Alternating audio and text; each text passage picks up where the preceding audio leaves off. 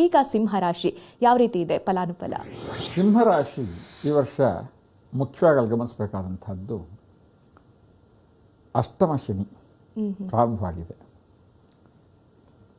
ಅಷ್ಟಮ ಶನಿ ಅಂತಂದಾಗ ಸಮಸ್ಯೆಗಳ ಒಂದಿಷ್ಟನ್ನು ನಾವು ಕಾಣ್ಬೋದು. ಶನಿ ಸಾಡೆ ಸಾತಿ ಪಂಚಮ ಮತ್ತು ಅಷ್ಟಮದಲ್ಲಿ ಒಂದಿಷ್ಟು ಸಮಸ್ಯೆಗಳನ್ನು ತರ್ತಕ್ಕಂಥ ಗ್ರಹ. ಹಾಗಾಗಿ ಸಿಂಹರಾಶಿಯಲ್ಲಿರ್ತಕ್ಕಂಥವರು ಒಂದಿಷ್ಟು ಎಚ್ಚರಿಕೆಯಿಂದ ಯಾವ ರೀತಿ ಸಮಸ್ಯೆಗಳು ಅಂತ ಗುರುಗಳೇ? ಆಯಾ ಕ್ಷೇತ್ರದಲ್ಲಿರ್ತಕ್ಕಂಥವರಿಗೆ ಉದ್ಯೋಗದಲ್ಲಿ ಕೆಲವಷ್ಟು ಸಮಸ್ಯೆ, ಉದ್ಯೋಗದ ನಂತರದಲ್ಲಿ ಹಣಕಾಸಿನ ಸಮಸ್ಯೆ, ಆರೋಗ್ಯದಲ್ಲಿ ಒಂದಿಷ್ಟು ಸಮಸ್ಯೆ, ಇದಿಷ್ಟು ಸಿಂಹರಾಶಿಯವರಿಗೆ ನಾವು ಸಂಕ್ಷಿಪ್ತವಾಗಿ ಹೇಳ್ಬೋದು. ಅಂದು ಮಾತ್ರಕ್ಕೆ ಭಯಪಡುವಂಥದ್ದೇನಿಲ್ಲ.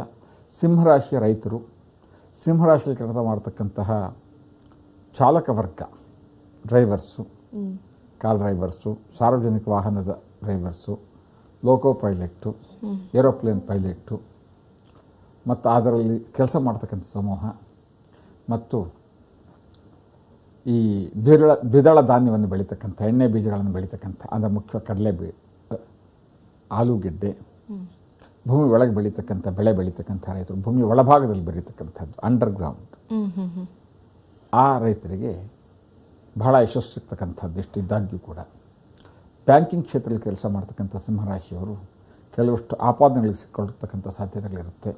ಮಧ್ಯ ಕ್ಷೇತ್ರದಲ್ಲಿ ಅಂದರೆ ಬಾರು, ರೆಸ್ಟೋರೆಂಟು ಅಥವಾ ಬ್ರೂವರೀಸ್ನಲ್ಲಿ ಕೆಲಸ ಮಾಡ್ತಕ್ಕಂಥವರು, ತಂಪು ಪಾನೀಯದಲ್ಲಿ ಕೆಲಸ ಮಾಡ್ತಕ್ಕಂಥವರು ಸ್ವಲ್ಪ ಸಮಸ್ಯೆಗಳ ಸಣ್ಣ ಪುಟ್ಟದಿದ್ದಾಗ್ಯೂ ಕೂಡ ಆರ್ಥಿಕವಾಗಿ ಹೆಚ್ಚಿನ ಲಾಭ ಪಡಿತಕ್ಕಂಥ ಒಂದು ಸಂವತ್ಸರ ಇದಾಗಿರುತ್ತೆ.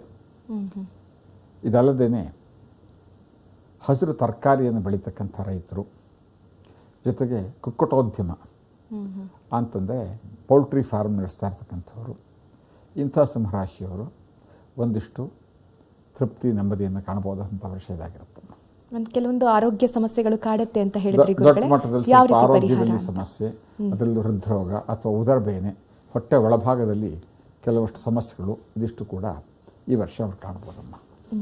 ಪರಿಹಾರ ಏನೆಲ್ಲ ಕಂಡುಕೊಳ್ಬೋದು ಗುರುಗಳು? ಈ ಸಿಂಹರಾಶಿಯವರು ಈ ಎಲ್ಲ ಸಮಸ್ಯೆಗಳಿಂದ ದೂರವಾಗಿ ನೆಮ್ಮದಿ ಇರೋದಕ್ಕೆ ನಿರಂತರವಾಗಿ ಈಶ್ವರನಿಗೆ ಅಭಿಷೇಕ ಮತ್ತು ಭಸ್ಮದಿಂದ ಅರ್ಚನೆ ಮಾಡಿಸ್ತಕ್ಕಂಥದ್ದು, ಧರ್ಮಸ್ಥಳದ ಮಂಜುನಾಥ ಸ್ವಾಮಿಯ ದರ್ಶನ ಮಾಡೋದರಿಂದ ಅವರ ನೆಮ್ಮದಿ, ತೃಪ್ತಿ ಒಂದಿಷ್ಟು ಅಭಿವೃದ್ಧಿ ಆಗುತ್ತಮ್ಮ.